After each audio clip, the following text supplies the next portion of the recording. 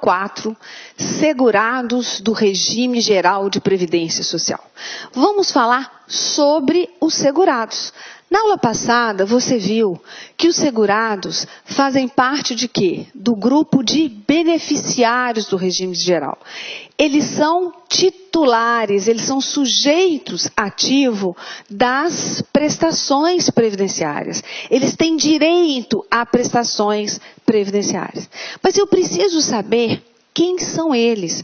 Como que essas pessoas podem ser enquadradas como segurados do regime geral de previdência social. E eu vou começar a falar sobre os segurados obrigatórios.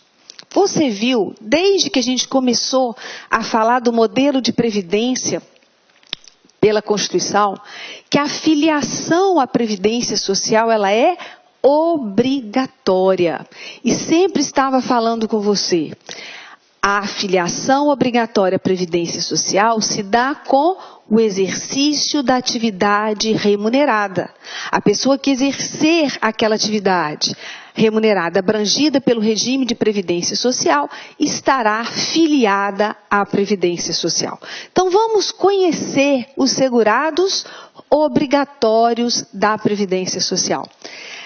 Eu disse que segurado obrigatório é a pessoa que vai exercer. E coloquei aqui para você, olha, de forma lícita, a atividade remunerada abrangida pelo regime geral de previdência social. Sua filiação, ou seja, seu vínculo, está ligada ao exercício da atividade remunerada. E ela é obrigatória. Agora, por que eu estou fazendo tanta questão de falar para você que o segurado da Previdência Social, ele vai exercer atividade remunerada de forma lícita? Porque a Previdência Social não ampara, ela não serve para amparar aquelas pessoas que exercem atividades ilícitas. Gente, Previdência Social, desde o início, o conceito é o quê? Amparar o trabalhador em caso de infortúnios sociais. Muitas vezes o CESP traz, algumas vezes, né? Ele já trouxe questão que aparentemente ela estaria correta como enquadrar uma pessoa como segurado obrigatório. Mas o candidato não percebe que aquela atividade que ele estava exercendo era ilícita. E aí desmorona, ele não vai ser segurado obrigatório do regime geral de previdência social. Vamos colocar um exemplo para você. O garimpeiro, você vai ver, conhecer, que o garimpeiro ele é um segurado obrigatório, na condição de contribuinte individual. Só que houve uma questão que, aliás, por 2 vezes a CESP trouxe essa questão, que a pessoa estava explorando atividade extrativista mineral em terras indígenas. E aí falava, será assegurado obrigatório do regime geral de previdência social. Quem estudou e ficou com aquilo na cabeça? Garimpeiro, contribuinte individual. Garimpeiro, contribuinte individual, marcou certo. Por quê? Porque só olhou a atividade, garimpo. Só que, na verdade, ele está exercendo uma atividade ilícita, porque não pode exercer o garimpo em terras indígenas. Então, se ele está exercendo de forma ilícita, jamais ele vai ser segurado obrigatório da Previdência Social. Então, a resposta correta seria, não será segurado obrigatório do regime geral de Previdência Social, não estará amparado pela Previdência Social brasileira. Né? Por quê? Porque exerceu atividade de forma ilícita. Então, olha aqui, segurado tem que ser pessoa física. E pessoa que vai exercer atividade remunerada de forma lícita.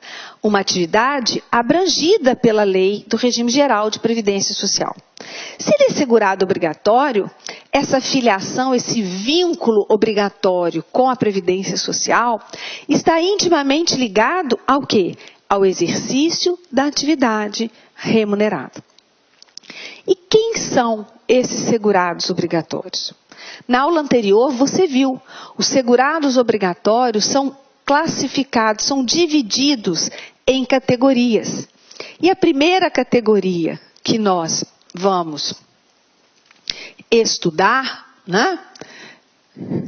As categorias tem lá empregado, empregado doméstico, trabalhador avulso, contribuinte individual e segurado especial.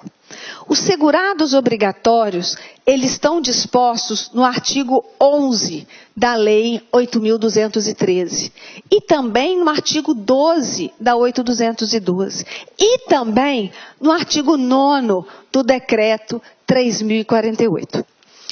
Eu costumo estudá-lo pelo artigo 11 da Lei 8.213, até pelo costume, porque o 12 da 8.212 é cópia. E às vezes remeto vocês ao estudo do artigo 9º, porque algumas coisas o regulamento traz, né? Como ele regulamenta as duas leis, nada melhor do que ele para quê? Para regulamentar aquilo que a lei quiser. Então, determinados requisitos, determinadas características vão estar no decreto e a gente vai precisar estudar. Então, eu gostaria de dar uma dica para vocês. Vamos estudar os segurados da Previdência Social de duas maneiras, porque são essas duas possibilidades de você encontrá-los na prova. A primeira é você estudar o texto da lei, o que está escrito no enquadramento do segurado. A segunda é que quando estudar os enquadramentos, é você imaginar situações hipotéticas. Uma situação ali que se encaixa no texto, porque pode vir a mesma situação na sua prova para você saber se é segurado ou não, se é segurado obrigatório ou não. E se for segurado, qual é a condição de segurado que ele está. Nós vamos estudar dessa maneira e eu vou expor a aula dessa maneira, tá? Se não estiver aí do seu lado, corre, pegue o artigo 11 da Lei 8.213. Ah, não sabe onde pegar? www.planalto.gov.br. Lá está difícil? Vá para o meu site www.Adriana Menezes, tudo junto, Adriana Menezes, Menezes com Z.com. E lá em material de apoio você vai encontrar as leis atualizadas que você precisa para estudar. Então, corra, pare um pouquinho o vídeo, pegue o artigo 11, porque estudar a condição de segurado você tem que estudar junto. Explicação com a legislação. Vamos lá. Primeiro segurado que nós vamos estudar é o empregado. Gente, empregado, quem é o empregado? Ah, professora, é fácil, né? O segurado empregado é o mais fácil da gente classificar, porque eu conheço o empregado da farmácia. Quando eu vou à farmácia comprar o remédio, tá lá o menino me atendendo. A mesma coisa é meu pai, que trabalha numa empresa de automóveis. Eu não tenho dúvida que ele seja empregado. Pois bem, as possibilidades de alguma pessoa ser enquadrada como empregada dentro do regime geral de previdência social vão mais além que isso. Por quê? Vão mais além que isso porque eles colocaram hipóteses que você, sem estudar e sem ser chamado a atenção, pode escorregar. Na linha A do inciso 1, você não tem dúvida nenhuma. Aquele que presta serviço de natureza não eventual, a uma ou mais empresa, empresa urbana ou rural, né? Com subordinação e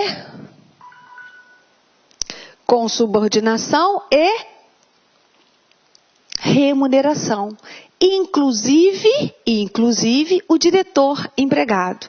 Ora, ali estão as características do vínculo empregatício. Forma não eventual, quer dizer, habitual, a habitualidade. Você está ali continuamente prestando serviço àquela empresa.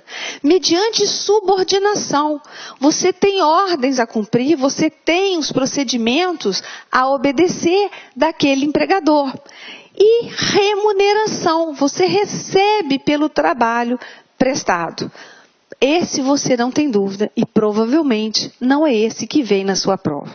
Ele só virá num outro contexto. O empregado de uma empresa, após trabalhar 5 anos, né, vem a falecer, deixando o filho de 5 anos de idade. Isso pode acontecer. Mas para classificar o empregado da linha A, do inciso 1, do artigo 11, muito raro isso acontecer. Mas aí eu vou chamar a atenção de outras possibilidades. Lógico que você vai estudar todas elas, né? Vou contratar uma pessoa por tempo determinado. Estamos na época, no final do ano, onde o comércio, o setor de serviços, ele geralmente contrata mais pessoas, por quê? Porque a demanda aumentou, né? Então, contrata por tempo determinado para suprir aquele aumento extraordinário de serviço. Ou até mesmo para quê? Para cobrir algum empregado seu que está afastado. Essas pessoas que são contratadas temporariamente são qualificadas como empregadas. Também, professora, não tenho a menor dúvida. Tá. Agora eu vou te dar uma outra possibilidade. Vamos lá.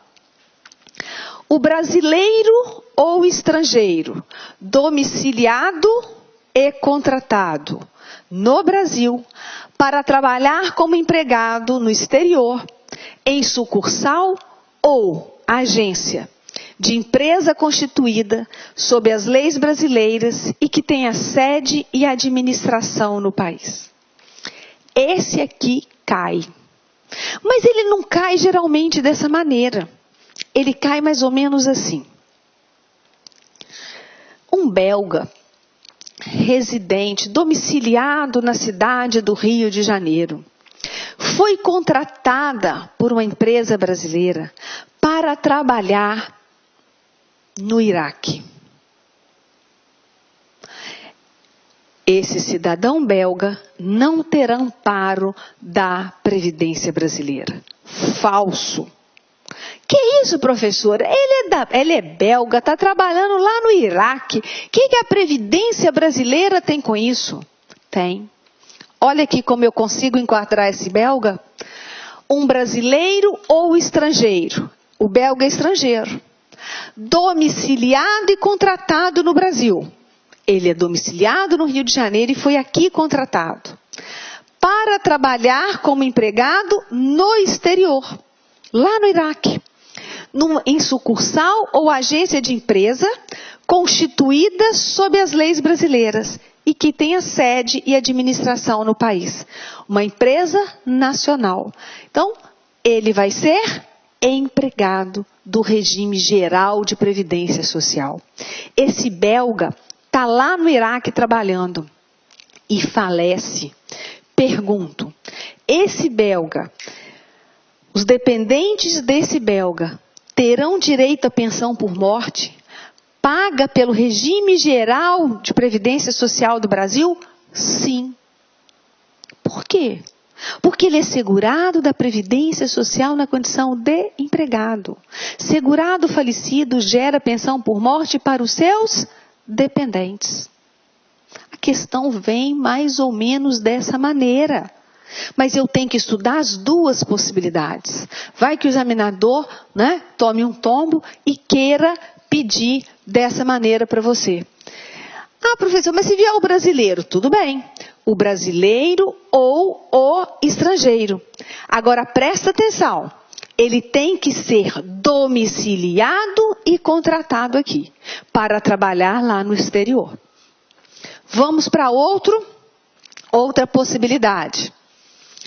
Aquele que presta serviço no Brasil, a missão diplomática ou a repartição consular de carreira estrangeira e a órgãos a ela subordinados ou a membros dessas missões e repartições, excluídos o não brasileiro, sem residência permanente no Brasil, e o brasileiro, amparado pela legislação previdenciária do país, da respectiva missão diplomática ou repartição consular. Vamos partir. Está parecendo aquelas questões da CESP que de tão grande você perdeu o caminho, né? Ora, é empregado aquele que presta aqui no Brasil, serviço à missão diplomática ou à repartição consular de carreira estrangeira. Então, ele vai estar aqui no Brasil, prestando serviço a essa repartição consular, a essa carreira estrangeira ou a órgãos subordinados a elas, bem como aos membros dessas repartições, dessas carreiras. Agora, são todas as pessoas que vão ser enquadradas como empregadas? Não. Nós vamos excluir algumas. Quais? O não brasileiro sem residência permanente no Brasil. Então, o estrangeiro que está prestando serviço aqui no Brasil a essas missões diplomáticas vão ser enquadrados como empregados do regime geral? Não, se não tiverem residência permanente no Brasil. Se não tiverem, não serão enquadrados como segurados obrigatórios. E também não vão ser enquadrados os brasileiros. Como? Os brasileiros que forem amparados pela legislação previdenciária do país da repartição consular, do país da missão diplomática. Então vamos a um exemplo, né? Como que nós vamos verificar isso? Olha, eu sou brasileira, estou morando aqui e vou prestar serviço para uma repartição, para uma missão diplomática americana. Estou lá. Eu sou amparada pela legislação previdenciária americana, pela previdência americana? Não. Então, eu vou ser considerada empregada, filiada obrigatória do regime geral, como empregada. Aí eu tenho 2 americanos lá trabalhando. Um tem residência permanente no Brasil e o outro não. O que tem residência permanente no Brasil vai ser empregado, qualificado como empregado no regime geral. E o outro não, porque qual que retira a sua condição de empregado? Sem residência permanente no Brasil. Então, nesse caso, ele não passa a ser empregado. Então, para o estrangeiro, a questão é ter residência permanente. Para o brasileiro, ele não pode estar amparado pela legislação previdenciária do país da missão diplomática ou da repartição consular. Se não acontecer esses 2 fatos, eles serão segurados obrigatórios do regime geral na condição de empregados. Certo? Professora, mas é isso que vai cair? Provavelmente. E mais um ainda. Vamos lá. O brasileiro civil que trabalha para a União em organismos oficiais brasileiros ou internacionais, dos quais o Brasil seja membro efetivo, ainda que lá domiciliado e contratado, salvo se segurado na forma da legislação vigente do país do domicílio. Eu quero que você escreva, anote, circule o para a União. E eu vou falar depois. Mas para ser empregado, esse brasileiro civil que vai trabalhar para a União em organismos oficiais brasileiros ou em organismos internacionais dos quais o Brasil é membro efetivo, ele vai trabalhar para a União, lá neles, no exterior. Precisa ser domiciliado no Brasil? Ser contratado no Brasil? Não, não precisa, porque fala assim, ainda que lá domiciliado e contratado. Salvo se for amparado pela legislação vigente do país do domicílio. Vamos colocar um exemplo. Imaginando que eu morasse em Roma e lá a União me contratasse para trabalhar na Unesco. A Unesco é um organismo internacional, do qual o Brasil é membro efetivo. A Unesco é ligada à ONU e o Brasil é membro efetivo da ONU. Tudo bem. Eu moro em Roma há mais de 5 anos. A União me contrata para trabalhar na Unesco. Apesar de eu morar em Roma há mais de 5 anos, eu não tenho amparo da Previdência italiana. Eu vou ser segurada do regime geral de previdência brasileiro como empregada. Então, eu contribuirei para o regime geral de previdência no Brasil, na condição de empregada.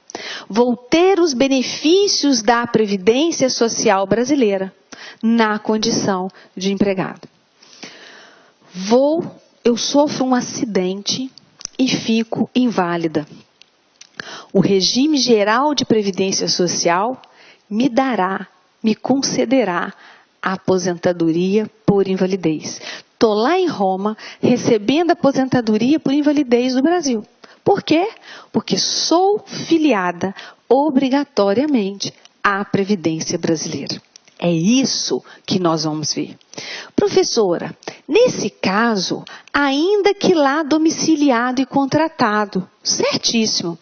Porque nós vimos, e aí é a hora que você tem que ficar realmente mais esperto.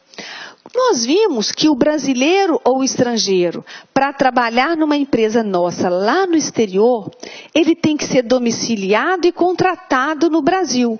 Certo. Exatamente, parabéns. Agora, quando eu for trabalhar em organismo internacional, do qual o Brasil é membro efetivo, eu não preciso ser domiciliada e contratada no Brasil. Eu posso estar lá no país de destino, lá no exterior, domiciliada e contratada. Muito bem, é assim que começa a estudar e ver as diferenças, certinho. Então, nesse caso, eu vou trabalhar para a União e vou ser empregada. Vamos a outra possibilidade. O trabalhador rural, contratado por produtor rural, pessoa física, na forma do artigo 14A da Lei 5.889 de 73, para o exercício de atividades de natureza temporária e por prazo não superior a 2 meses dentro do período de 1 ano. Esse trabalhador aqui, você percebeu que ele tem um regramento próprio, né? Olha, na forma do artigo 14A da Lei 5.889 de 73. Esse trabalhador, ele não pode ter o seu contrato ultrapassado, né, os 2 meses. Então, ele só pode prestar serviço a esse produtor rural, pessoa física, no prazo máximo de 2 meses durante o ano. Ele também vai ser empregado. E eu quero que você coloque um asterisco nele. E escreva assim: ver a sua contribuição. Quando você chegar lá, tiver todo o seu material, ver a sua contribuição. Você vai ver que esse empregado, ele contribui com 8% sobre a sua Olá, meus amigos, minhas amigas, sou o professor Luiz Antônio de Carvalho, com muito prazer, muita satisfação, estou aqui para fazer um convite muito especial para você que está se preparando para o grande concurso do INSS. Nós aqui da Lá Concursos, nós estamos lançando a turma 2, isso mesmo, a turma 2, pré-edital do INSS. Se você ficar até o final desse vídeo, eu vou passar para você um caminho na qual você poderá assistir o nosso curso grátis, né? Para você não vai ter essas interrupções do professor Luiz Antônio. Então fique até o fim que eu vou passar o caminho na qual você pode estar assistindo a aulas grátis aqui na Lá Concurso, né? Então vem comigo, nós aqui da Lá Concurso, nós montamos um super curso pré-edital. Você pode ter certeza que este curso aqui para o INSS é o melhor custo-benefício da internet, um curso completaço, um curso de 6 meses. Durante 6 meses você terá direito a todas as atualizações de legislação e de conteúdo do site por apenas 10 parcelas de R$ 35. É uma grande oportunidade.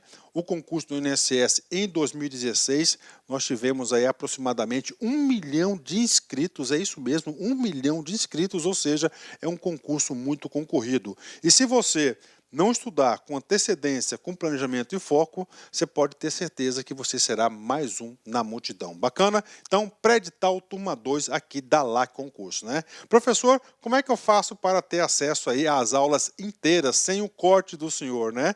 Então vem comigo, atendendo a pedidos aí. Nós estamos oferecendo aí um curso grátis do INSS por 7 dias. Durante 7 dias você vai poder assistir aí as aulas do nosso personal coach, né? Mas para isso tem aí algumas regrinhas, né? Primeiro, você tem que se inscrever no nosso canal do YouTube, né? E de preferência marcar aquele sininho para você ter a notificação das aulas, né? Nós temos alguns programas aí de audiência no YouTube. Entre esses programas de audiência, nós temos aí a playlist do INSS. Tem que curtir o vídeo do professor, né? Tem que curtir o vídeo do professor, tem que clicar no link na descrição, que nesse link na descrição vai direcionar para o site da Lá Concurso.